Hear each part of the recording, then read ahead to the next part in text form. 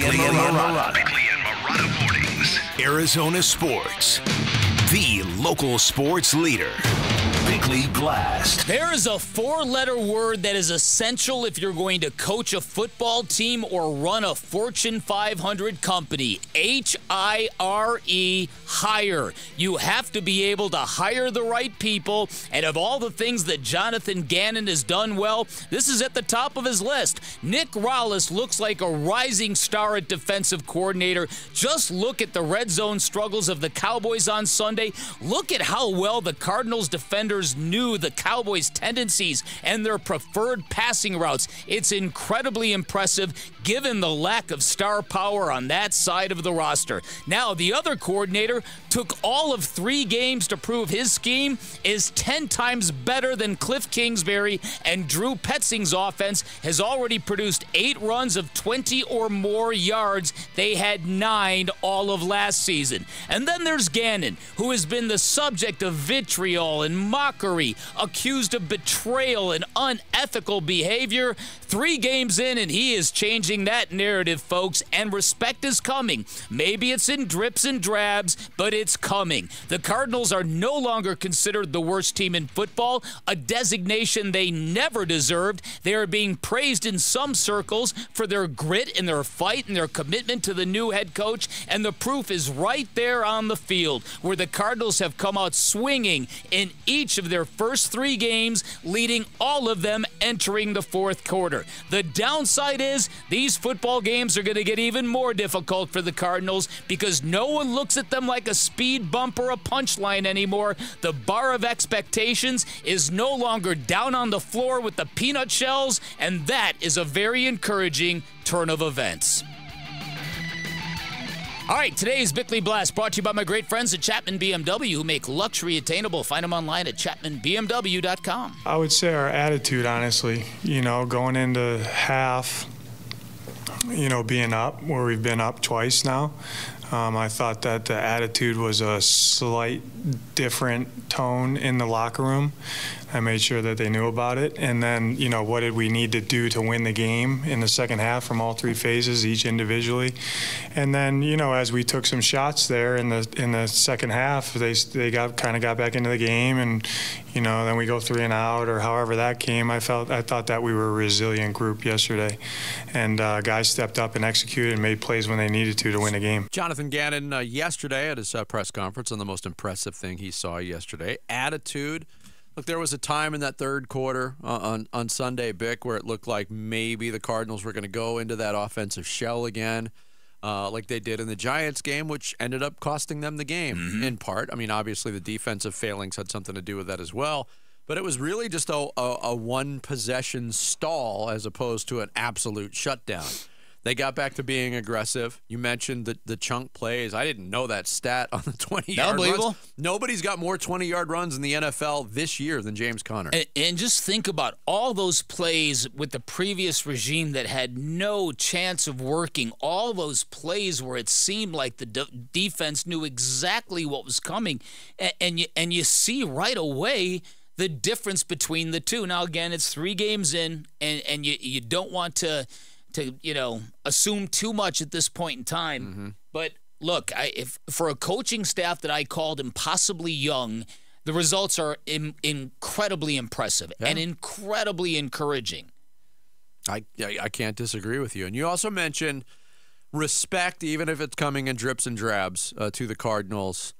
And I think that's an accurate way to put it. But it is coming in. Not from everywhere, though. Micah Parsons, who was not a big factor in Sunday's game. Did have a sack, did have a few tackles in the game, but he was one of the players that spoke in the Cowboys locker room after the game, and he kind of feels like, hey, this wasn't a Cardinals win as much as it was a Cowboys loss. This is the tough part about playing in the National Football League. Every team has its day. The last 2 weeks we was light on fire, and today we came out and we got lit. And that's just the reality of football. And you look across the league, it happened to a couple teams. Reality sets in. You look at the Chiefs, everyone thought the Chiefs would go out and blow out the Lions. The Lions came out lit and fired up. So the reality is we got to take in every game as like the Super Bowl.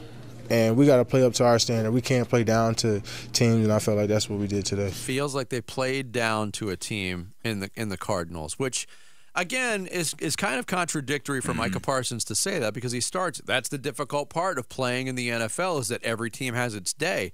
Well, if you're aware of that, then maybe you just got your butt kicked for 60 minutes. Yeah, and what does it say about you as a serious football team, given the fact that you're the Dallas Cowboys and you've had a lot of these issues in the past? I mean, you're Doesn't coming. say much. Well, it doesn't say much at all. You're coming off a playoff loss that people were like, ew, you don't have any right. You don't have a license to look past anybody, especially when people are anointing you and putting you at the top of power rankings.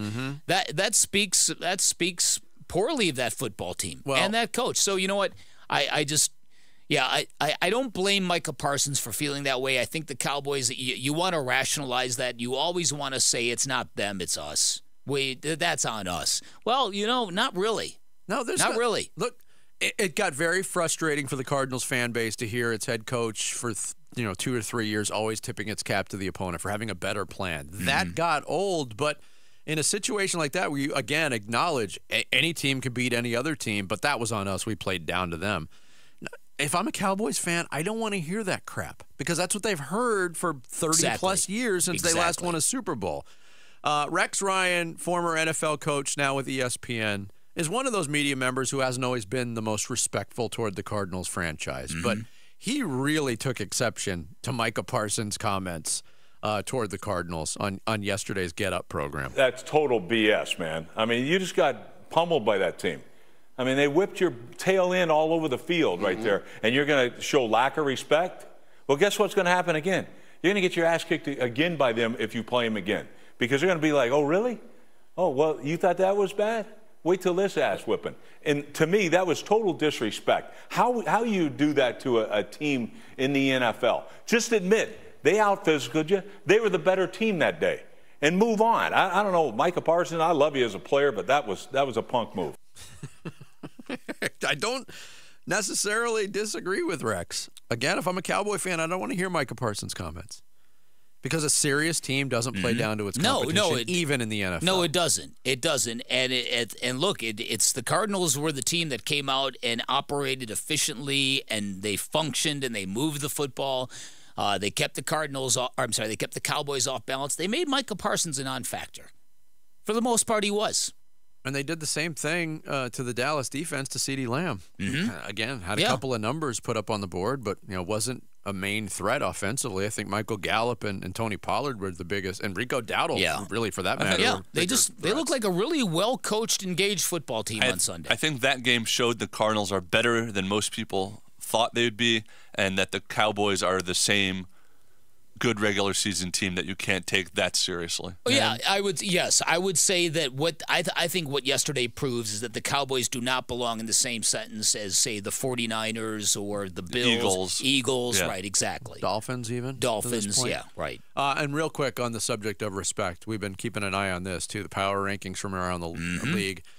Early survey, as they usually come out on Tuesdays. The Athletic has the Cardinals up to 27 from 32. ESPN's got them up to 25 from 32. USA Today for the Win's got them up for 24 from 31. The Ringer still has them 30th. That's really, really, really odd to me. USA Today's got them 27th, up from 30, and Sporting News has them up 20 to 27 from 31. So, drips and drabs. Good way to put it, Bick. What is a drab? I don't know. I only know of drab as an adjective. Kind of like, not as a noun. Like plain. But drips and drabs it's a saying. It is. It is.